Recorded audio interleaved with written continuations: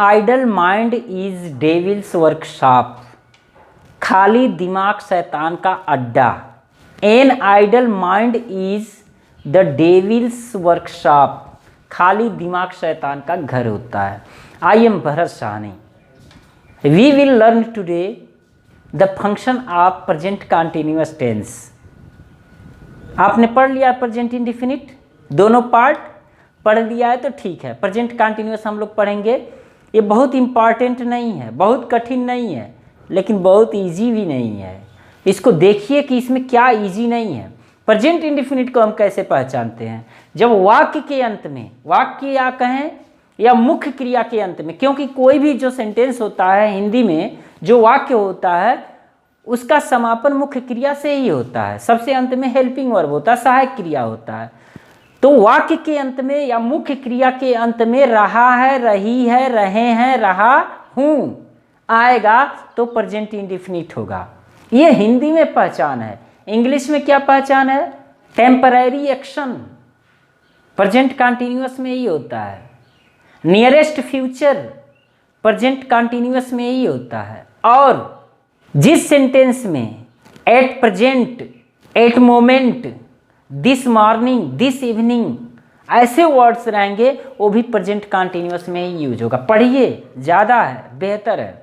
अब देखिए present continuous के, हाँ, प्रेजेंट कंटिन्यूअस को इम्परफेक्ट टेंस या प्रेजेंट प्रोग्रेसिव टेंस भी कहा जाता है। और हिंदी में लिखा है, जान लीजिए। सब्जेक्ट, हेल्पिंग वर्ब, ये स्ट्रक्चर है।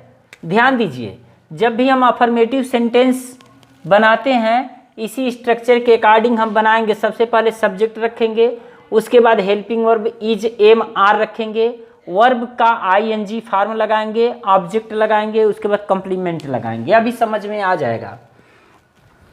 सीता एक गीत गा रही है। कौन गा रही है? तो पता चलता है सीता। तो सीता सब्जेक्ट हो गया। अब रहा है, रही है, रहे हैं प्रेजेंट इंडेफिनिट है। तो है की अंग्रेजी आप इज लगाएंगे, हूँ की अंग्रेजी एम लगाएंगे और हो की अंग्रेजी आर लगाएंगे। तो सीता इज गा रही यानी कि सिंग। अब रहा, रही, रहे, जब भी रहेगा तो आईएनजी इसी में जोड़ देना है वर्ब में। सीता इज सिंगिंग, क्या गा रही है? ए सॉन्ग, एक गीत। That is clear.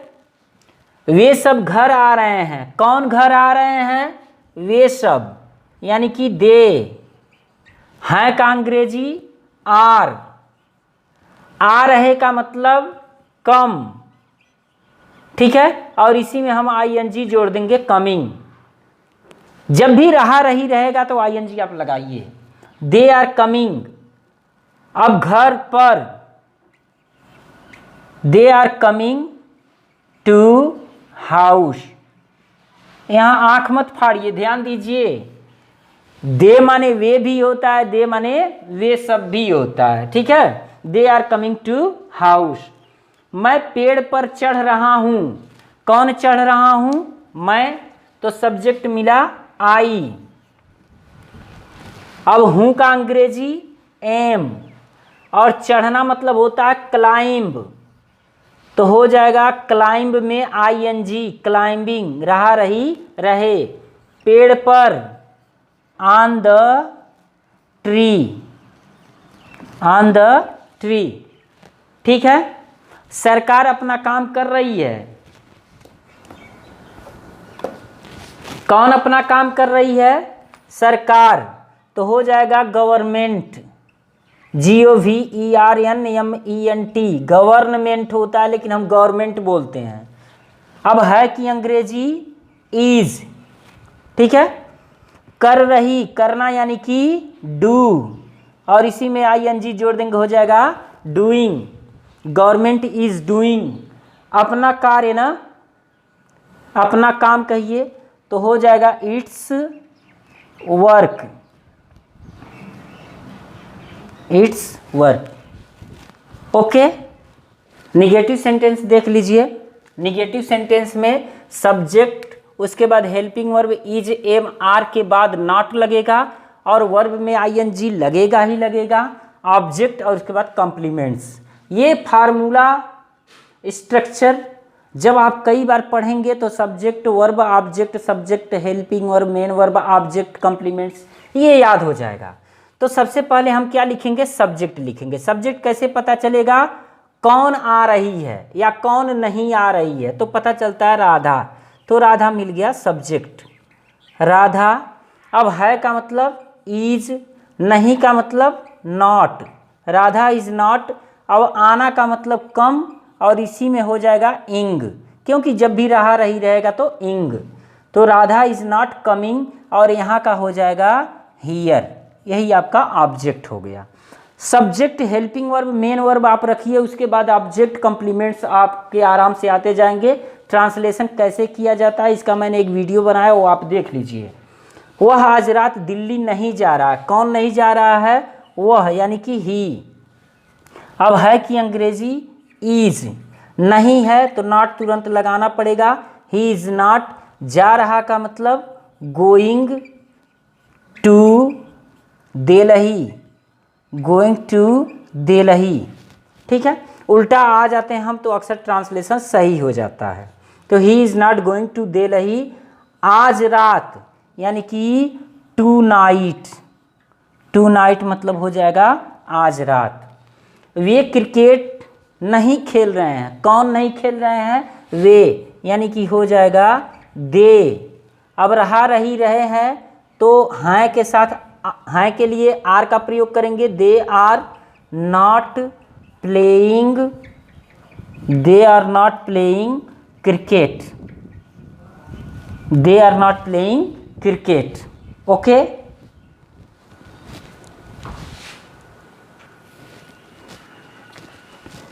ये देखिए इंट्रोगेटिव सेंटेंस। इंट्रोगेटिव सेंटेंस दो तरह का होता है, एक वह होता है जब क्या सबसे पहले होता है, और एक वह होता है जब इंट्रोगेटिव वर्ड कब कहाँ कैसे क्यों कितना किधर बीच में होते हैं, ठीक है। तो जब क्या पहले होता है तो क्या की अंग्रेजी हम व्हाट नहीं लगाते हैं, अकॉर्डिंग टू टेंस हम हेल्पिंग वर्ब सबसे पहले लिख देते हैं। तो ये प्रेजेंट कंटिन्यूअस है, प्रेजेंट कंटिन्यूअस में helping verb is am are लगेगा। यहाँ पढ़ रही है का अंग्रेजी इज सबसे पहले लगा देंगे, ठीक है। इज के सब्जेक्ट आपने लिख लिया इज एम आर, इसके तुरंत बाद आपको जरूरत पड़ता है सब्जेक्ट का, और सब्जेक्ट इसमें कौन है, कौन एक किताब पढ़ रही है, तो पता चलता है राधिका, तो हो जाएगा राधिका, इज राधिका। पढ़ रही का मतलब रीडिंग, रीडिंग, क्या पढ़ रही है, तो ए बुक, ठीक है। जब भी क्या रहेगा ध्यान दीजिएगा, जब भी क्या पहले रहेगा तो क्या की अंग्रेजी हम व्हाट नहीं लगाएंगे। अब देखिए क्या तुम बाजार जा रहे हो, तो क्या पहले है तो क्या की अंग्रेजी देखिए यहाँ हो है ना, तो प्रेजेंट कंटिन्यूअस में हो की अंग्रेजी आर ही लगेगा, तो आर हो जाएगा। उसके बाद सब्जेक्ट आर यू, और उसके बाद सब्जेक्ट हो गया वर्ब में आई एन जी, यानी कि जाना वर्ब है, तो हो जाएगा गोइंग, आर यू गोइंग, और बचा क्या, to market, are you going to market. वे सब वहाँ क्या कर रहे हैं। अब देखिए यहाँ क्या बीच में आ गया है, तो जब क्या बीच में आ जाएगा तो क्या की अंग्रेजी व्हाट लगाना पड़ेगा, यानी कि हम लिखेंगे व्हाट, ठीक है। और जैसे ही इंट्रोगेटिव वर्ड पहले लगेगा, इंट्रोगेटिव वर्ड के तुरंत बाद हेल्पिंग वर्ब चाहिए, यानी कि हैं, वे सब वहाँ क्या कर रहे हैं, हैं का मतलब आर, तो हो जाएगा व्हाट आर, और उसके बाद हमें चाहिए सब्जेक्ट यानी कि दे, और सब्जेक्ट के बाद करना यानी कि डूइंग, डूइंग, और वहाँ का मतलब देयर, ठीक है। What are they doing there, वे सब वहाँ क्या कर रहे हैं। दीपिका कब आ रही है, कब का अंग्रेजी व्हेन। जब भी इंट्रोगेटिव वर्ड कब कहाँ कैसे क्यों कितना किधर बीच में रहेगा उसकी अंग्रेजी हम तुरंत लिखेंगे। है का अंग्रेजी इज, व्हेन इज। अब हो जाएगा दीपिका, दीपिका आ रही का मतलब कमिंग, कमिंग। ठीक है, क्लियर।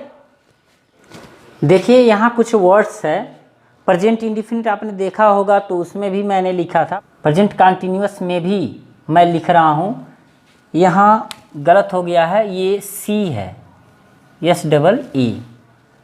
तो जितने वर्ड हैं केवल इतने ही नहीं है, कुछ और भी वर्ड्स हैं। इन वर्ड्स का यूज प्रेजेंट कंटिन्यूअस में नहीं होगा, अगर होता भी है तो जो एक्चुअल इसका अर्थ है वो अर्थ नहीं होगा। जैसे सी अगर हम प्रेजेंट कंटिन्यूअस में यूज कर देंगे तो सी माने देखना नहीं होगा, सी माने मिलना हो जाएगा। हियर माने सुनना नहीं, सुनवाई करना हो जाएगा।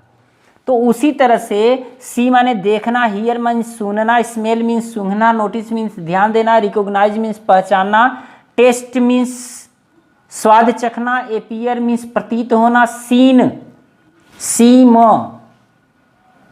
सीम माने प्रतीत होना, लुक मीन्स देखना, लव मीन्स प्रेम करना, हेट मीन्स घृणा करना, एवर मीन्स घृणा करना, डिस्पाइट मीन्स घृणा करना, डेटेस्ट मीन्स घृणा करना, लाइक मीन्स पसंद करना, डिसलाइक मीन्स नापसंद करना, होप मीन्स उम्मीद करना, डाउट मीन्स शंका होना, एडमिट मीन्स स्वीकार करना, एक्सेप्ट मीन्स स्वीकार करना, रिफ्यूज मीन्स इनकार करना, डिनाई मीन्स मना करना, प्रीफर मीन्स पसंद करना, रिगार्ड मीन्स सम्मान करना, सेटिस्फाइड मीन्स संतुष्ट होना, वांट मीन्स चाहना, विश माने इच्छा जाहिर करना, डिजायर माने इच्छा जाहिर करना, इंटेंड माने इरादा होना, प्लीज माने प्रसन्न होना, डिसप्लीज माने नापसंद होना, मीन माने मतलब होना, सपोज माने उम्मीद करना, थिंक माने सोचना, इमेजिन माने कल्पना करना, रिकॉल मीन बुलाना, फिर से बुलाना, नो मीन्स जानना, नीड आवश्यकता होना, डेयर साहस करना, साउंड आवाज़ देना।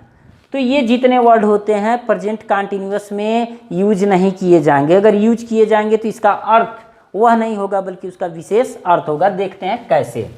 मैं उसे बहुत अच्छी तरह से जान रहा हूँ, लिखा तो गया है प्रेजेंट कंटिन्यूअस में, लेकिन नो इसमें आया होगा कहीं ना कहीं, आप ध्यान देंगे तो मिल जाएगा। देखिए यहाँ है, तो नो को प्रेजेंट इंडेफिनिट में आप भले इसको समझिए प्रेजेंट कंटिन्यूअस में, लेकिन ट्रांसलेशन तो आपको प्रेजेंट इंडेफिनिट में ही करना होगा।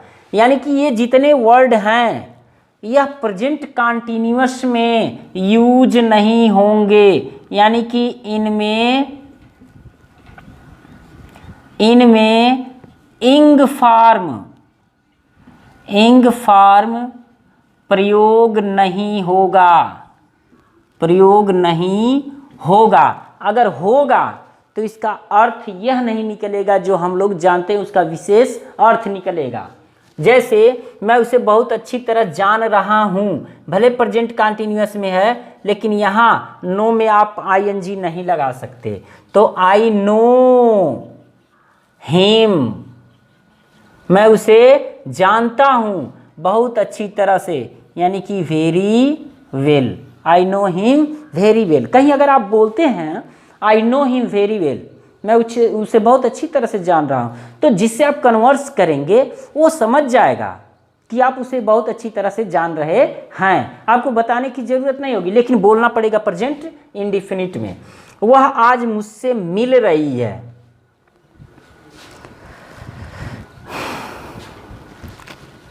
वह आज मुझसे मिल रही है। कौन? वह, यानी कि शी। अब है का इज। अब मिलना देखिए, यहाँ अगर आप सी लगा दिए तो यहाँ सी माने होता है मिलना। अब यहाँ सीइंग आप कर सकते हैं क्योंकि यहाँ विशेष अर्थ हो रहा है। सी माने मिलना होता है, जैसे होता है ना, हम सी ऑफ करने जा रहे हैं, यानी कि मिलने से छोड़ने जा रहे हैं, विदाई होता है सी ऑफ मीन्स। तो she is seeing me today. ठीक है। डॉक्टर मेरे नब्ज की जांच कर रहा है। कौन जांच कर रहा है? डॉक्टर। तो हो जाएगा डॉक्टर। है का अंग्रेजी इज। अब यहाँ देखिए फील में ING आप नहीं लगा सकते। फील हमने लिखा होगा या नहीं लिखा होगा तो जान लीजिए कि फील में ING आप नहीं लगा सकते, लेकिन यहाँ फीलिंग मीन्स होता है, फील मीन्स होता है महसूस करना, लेकिन फील मीन्स जांच करना भी होता है। तो doctor is feeling my nerves. ठीक है। चंद्रमा आकाश में प्रकट हो रहा है, प्रकट हो रहा है यानी कि द मून इज एपियर। देखिए एपियर जब हम लिखेंगे तो इसमें आईएनजी लगा सकते हैं, एपियरिंग। यहाँ जो एपियर होगा, यहाँ एपियर मीन प्रतीत होना तो होता है, लेकिन प्रतीत होना प्रेजेंट कंटिन्यूअस में यूज नहीं कर सकते। तो जब यहाँ प्रकट होना अर्थ निकल रहा है तो हम इसमें आईएनजी लगा रहे हैं। The moon is appearing in the sky, in the sky. तो ये स्पेशल रूल्स है प्रेजेंट कंटिन्यूअस का। अगर यही आप तैयार कर लेते हैं, याद कर लेते हैं, तो जो और लोग प्रेजेंट कंटिन्यूअस जानते हैं उनसे तो आप बेहतर जानेंगे निश्चित रूप से। तो ठीक है, कल मिलते हैं प्रेजेंट परफेक्ट टेंस के साथ। Thank you very much.